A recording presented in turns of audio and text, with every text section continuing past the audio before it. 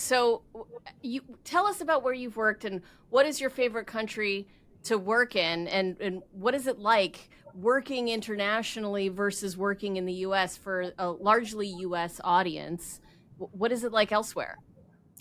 So I've been to a number of different countries, and I'm surprised that I'm still in the same relationship for 20 years because we've moved 14 times, Oh um, my which is goodness. crazy. But I've lived in 6 countries, and my very first expat assignment was in Hong Kong, and that still remains to me my favorite because it's such a hyper competitive environment. This is back then, but it's sort of that convergence of financial services and the drumbeat that comes with financial services, but also fashion. So you have this mix of culture and the latest and greatest in trends in music. But there's also a very rich expat community in Hong Kong, and so I was able to be a part of that. And so on one hand, I was on the other side of the world, but on the other hand, I was part of a group that was also experiencing the same. And that was quite powerful in building new relationships, getting out of your comfort zone, and learning about a different part of the world.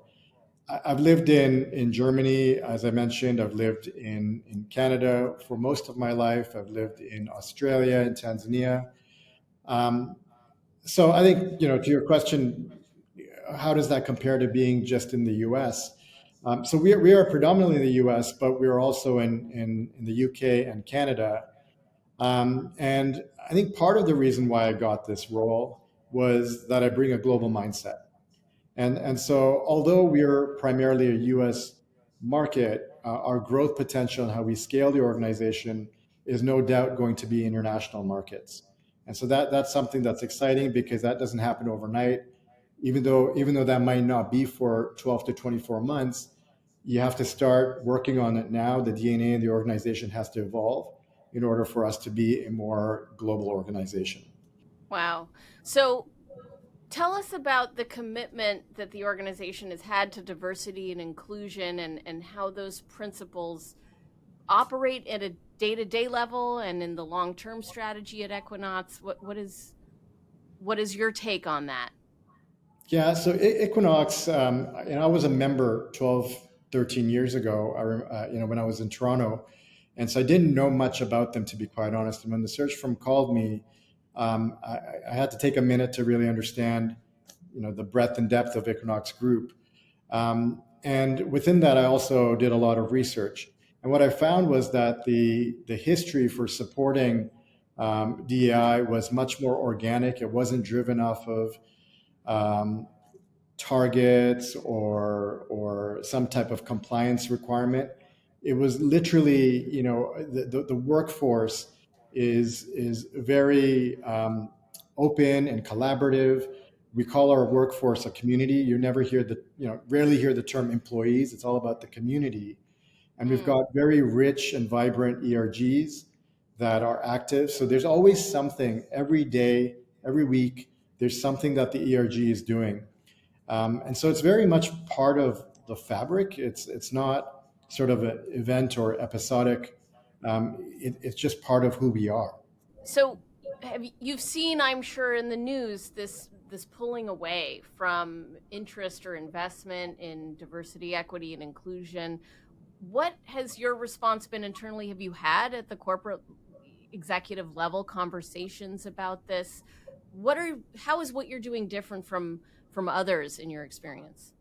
Yeah. So our team is guided by fundamental principles of do the right thing for our people and for our extended community, our members.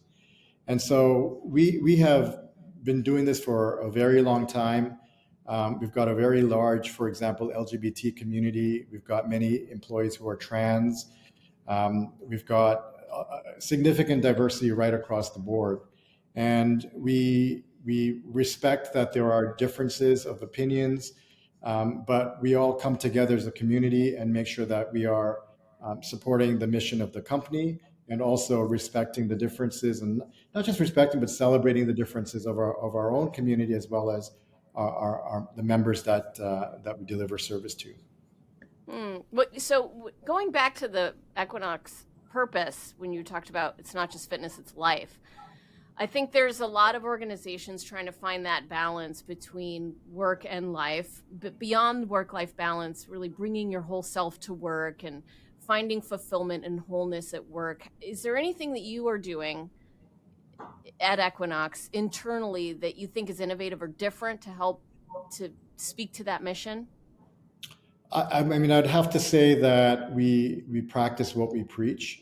So when we think about the fundamentals of our proposition, which is MNR, movement, nutrition, regeneration, we support that. So everyone in our club has access to the club.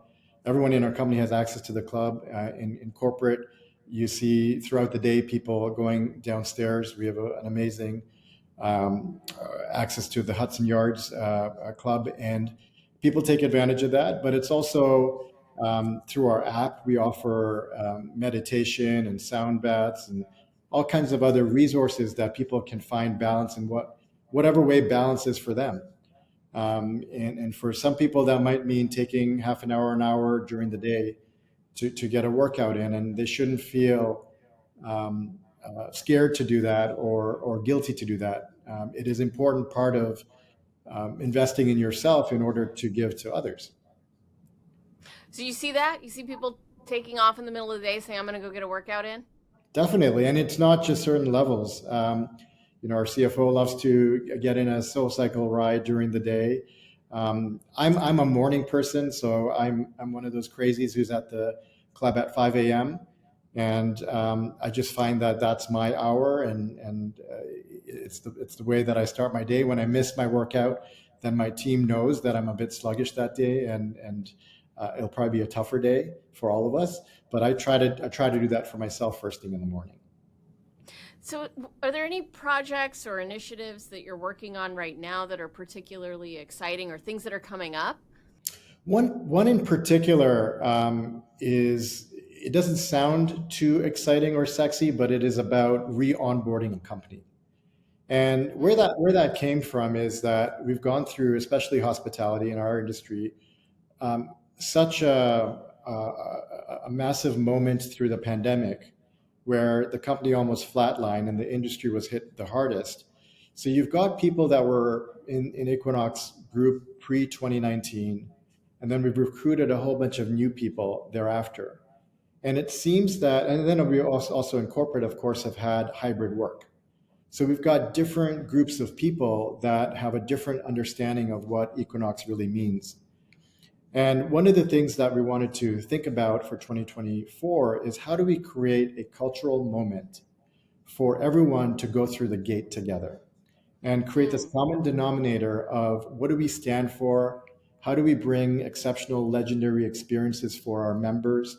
And how do we support each other as a community?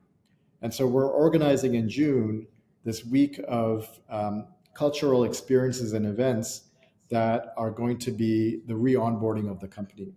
And it will then serve as the onboarding ritual for anyone else who comes into the company. So I'm really excited about that.